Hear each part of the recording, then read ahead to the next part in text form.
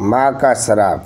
यह वीडियो शुरू से अंत तक देखिए, बहुत ही रोचक होने वाला है। सावित्री को वैसे ही काफ़ी चिंता हो रही थी, क्योंकि उसका पति 11 बजे आने की कहकर अभी तक ट्रक लेकर नहीं आया था। उसका पति सुखवंत ट्रक चलाता था। सावित्री को अच्छी तरह पता था कि सुखवंत रात के समय शराब पीकर ट्रक चलाता है, इसलिए उसकी चिंता जायज़ थी।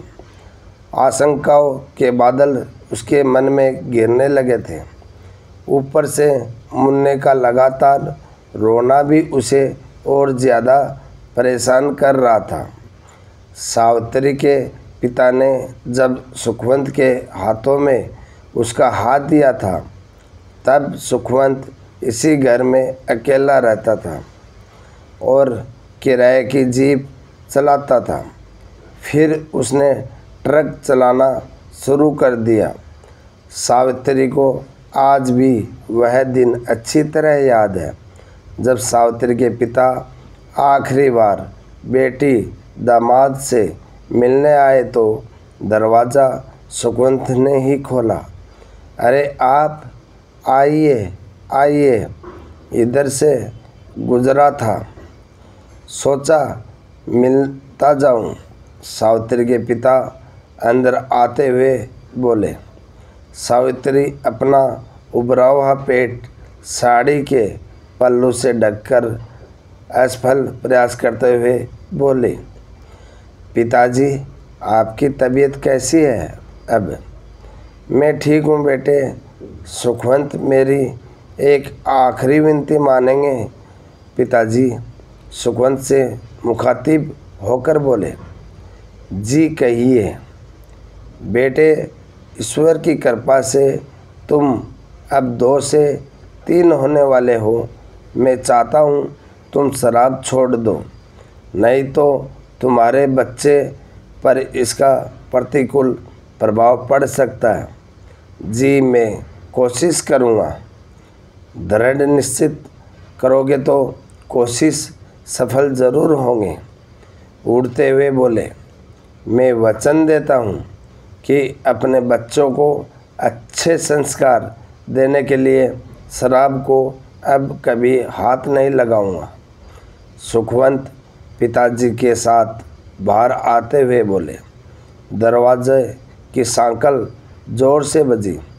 सावित्री की तंद्रा भंग हुई और वह अतीत से बाहर आई। मुन्ना अभी भी रो रहा था। सावित्री ने दरवाज़ा खोला। दरवाजे पर एक पुलिस कांस्टेबल को देख वह घबराई। हिम्मत करके पूछा, क्या है भाई? ट्रक चालक सुखवंत का घर यही है क्या? कांस्टेबल ने पूछा। जी यही, मैं उसकी पत्नी हूँ। सावित्री घबराए हुए स्वर में बोली। आपके पति का ट्रक नदी में गिर गया। जब वह पुल पार कर रहे थे तो अधिक नशे के कारण ट्रक से कंट्रोल खो बैठे। उनकी लाश थाने में रखी है, सुबह आकर ले जाना। कांस्टेबल इतना कहकर चला गया। हे भगवान! सावित्री ज़मीन पर पछाड़ खाने लगी। हाथों की चूड़ियाँ संवत ही गोल दायरे का रूप छोड़ने लगी। इसके बाद तो सावित्री की जिंदगी की दिनचर्या ही बदल गई। दिन भर बड़े लोगों के घर में चौका बर्तन करना और रात को 4-4 घंटे सिलाई करना। जब सावित्री दूसरों के घर चौका बर्तन करने जाती, तब भी मुन्ना उसके साथ ही होता था।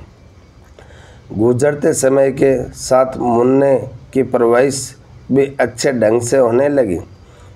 22 वर्ष गुजर गए। मुन्ना ना रहकर इंजीनियर मोहन हो गया और सावित्री सिलाई मशीन चलाते चलाते 60 वर्ष की बुढ़िया नज़र आने लगी। आज बरसों बाद सावित्री के मन में उमंगें थी, क्योंकि उसका बेटा मोहन शहर से इंजीनियर की डिग्री लेकर आ रहा था। सावित्री ने पूछा कि थाली तैयार करके रख ली।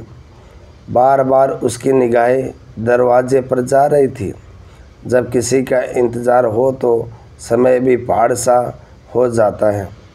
सावित्री की बेचैनी बढ़ती ही जा रही थी। तभी दरवाजे पर साइकिल रुकी और उससे डाकिया उतरकर एक लिफाफा हाथ में लेता हुआ सावित्री की ओर बढ़ाकर बोला, आपकी चिट्ठी। डाकिया चला गया। सावित्री हैरान से लिफाफा देखती रही। फिर उसे खोलकर एक पत्र निकाल कर पढ़ने लगी। लिखा था, पूज्य माँ चरण स्पर्श। मेरा आना अभी नहीं हो सका, इसके लिए शर्मिंदा हूँ मैं। मुझे शहर के एक बहुत बड़े बिल्डर के यहाँ अच्छी नौकरी मिल गई है, साथ ही रहने के लिए फ्लैट और कार भी। माँ, इससे ज़्यादा तुम्हें यह जानकर खुशी होगी कि उनकी लड़की से मेरी मंगनी हो गई है और 10 दिन बाद शहर के एक शानदार होटल में हमारी शादी है। मैं बाद में तुम्हारी बहू के साथ तुमसे मिलने ज़रूर आऊँगा। कब आऊँगा यह पत्र द्वारा सूचित कर दूँगा। अपना ख्याल रखना। तुम्हारा बेटा मोहन। पूरा पत्र पढ़कर सावित्री के चेहरे पर एक रंग आया और चला गया। फिर वह ज़ोरों से हंसने लगी। तब तक हंसती रही जब तक फूट कर रोना नहीं पड़ा। कई दिन बीतने पर सावित्री को जब आत्मबोध हुआ तो उसे लगा सब कुछ व्यर्थ है। अब उसके फर्ज पूरे हुए, उसे चलना चाहिए। 5 वर्ष बीत गए मगर कोई यह नहीं जान पाया कि सावित्री अपना घर यूं लावारिस छोड़कर कहाँ चली गई। मोहन की शादी को 5 वर्ष बीतने पर भी वह संतान का मुँह नहीं देख पाया। डॉक्टरों ने भी उसकी पत्नी मनोरमा को बांझ साबित कर दिया था। मगर एक दिन मनोरमा को पता चला कि काशी में गंगा किनारे एक आश्रम में एक साध्वी है जिनका आशीर्वाद ही चमत्कार है। उसने मोहन से उनके दर्शन की जिद की तो मोहन को मजबूर होकर मनोरमा को काशी लेकर जाना पड़ा। काशी जाकर जब मोहन मनोरमा के साथ उस साध्वी के आश्रम में पहुंचा तो उन्हें पता चला कि साध्वी अपने विशेष पूजा ध्यान के कक्ष में है। तब तक मनोरमा के ने इंतज़ार करना उचित समझा, लेकिन मोहन समय की बर्बादी बेकार समझ मनोरमा के साथ सीधा साध्वी के विशेष पूजा कक्ष में पहुंच गया। वहां साध्वी दरवाजे की ओर से पीठ फेरे ध्यान मगन बैठी थी। मोहन वहीं कक्ष में एक तरफ बिछे कालीन पर बैठ गया। मनोरमा घुटनों के बल वहीं जमीन पर बैठकर अपना आंचल फैलाकर बरहाए स्वर में बोली, माई, मेरी शादी को 5 वर्ष हो गए मगर संतान नसीब नहीं हुई। दुनिया बांझ कहती है। मैं आपके पास बड़ी उम्मीद लेकर आया हूँ। अपने आशीष ने मुझे ममता का वरदान दे दो माई। क्या करोगी बेटी? ममता का वरदान लेकर यह संतान बड़ी निर्मोही होती है। साध्वी का डूबा सा स्वर उभरा। मोहन इस आवाज़ पर थोड़ा पहले तो चौंका मगर फिर सामान्य हो गया। ऐसा मत कहो माई, बड़े भरोसे के साथ आई हूँ आपके पास। मनोरमा गिड़गिड़ाई, पति के पापों का कुछ तो प्रायश्चित देना ही होगा। पुत्री, तुम संतान का मुख नहीं देख सकोगी।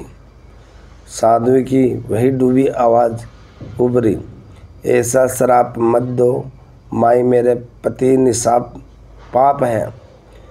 मनोरमा के इतना कहते ही साध्वी ने अपना चेहरा घुमाया और ठीक मनोरमा के सामने मुँह करके बैठ गई। उसके चेहरे पर नज़र पड़ते ही मोहन मुँह से याकाक निकला, माँ तुम माँ ये क्या कह रहे हैं? आप तो कहते थे कि आप अनाथ हैं। आपके माता पिता एक दुर्घटना का शिकार हो गए। आपने मुझसे ऐसा क्यों कहा? मनोरमा ने मोहन से कहा तो उसकी नज़रें झुकती चली गई। सावित्री फीकी मुस्कान के साथ बोली, तुम माँ के भले ही चेहरे से पहचाने, मगर माँ अपने बच्चों को आहार से पहचानती है। मैंने तुम्हें शहर में रहकर अच्छी से अच्छी शिक्षा पाने का अवसर दिया, मगर अफसोस तुम संस्कार याद नहीं रख सके। मैंने तुम्हारी 3 माह की उम्र से ही तुम्हें अकेले पाला और पिता की कमी महसूस न होने दी। अपने सारे फर्ज पूरे किए, मगर तुम अपने फर्ज भूल गए। मैं ये सोचकर गर्व करती थी कि आपने अपनी अकेले ही की मेहनत से अपनी मंजिल पाई, मगर आज मुझे आपकी पत्नी होने पर शर्म महसूस हो रही है। मनोरमा सिसक कर बोली, अब हमारे सत्संग का समय हो रहा है, तुम दोनों जा सकते हो। सावित्री खड़ी होते हुए बोली, माँ मुझे बांझ होने के श्राप से तो मुक्ति देती जाओ। मनोरमा सावित्री के पैर पकड़ते हुए बोली, पुत्री मैं खुद नहीं जानती मेरे मुँह से ये वचन कैसे और क्यों निकले, मगर शायद यही कुदरत का न्याय हो। फिर भी तुम मन में धैर्य धारण कर उसी कुदरत की कृपा की प्रतीक्षा करो जिसने तुम्हें यह श्राप दिया। सावित्री ऐसा कहकर कक्ष से बाहर निकल गई। अपने पीछे छोड़ गई बिखलती मनोरमा और पश्चाताप के आंसू आँखों में लिए मोहन के लिए। दोस्तों, ऐसी वीडियो देखने के लिए हमारे चैनल को सब्सक्राइब करें और लाइक करके बेल आइकन दबाना न भूलें। वीडियो शुरू से अंत तक देखने के लिए धन्यवाद।